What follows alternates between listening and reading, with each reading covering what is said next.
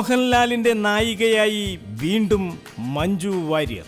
സത്യൻ അന്തിക്കാട് സംവിധാനം ചെയ്ത എന്നും എപ്പോഴും എന്ന സിനിമയ്ക്ക് ശേഷം മഞ്ജു വാര്യർ വീണ്ടും മോഹൻലാലിന്റെ നായികയാകുന്നു.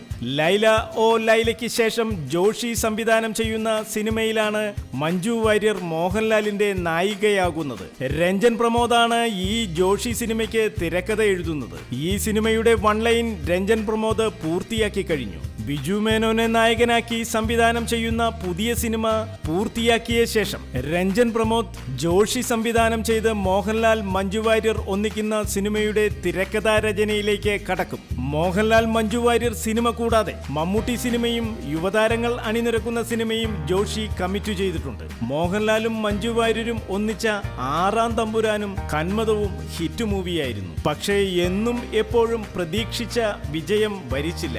ജോഷി സംവിധാനം ചെയ്യുന്ന മോഹൻലാൽ മഞ്ജു വാര്യർ സിനിമ ഏറെ പ്രതീക്ഷ നൽകുന്ന സിനിമയാണ്.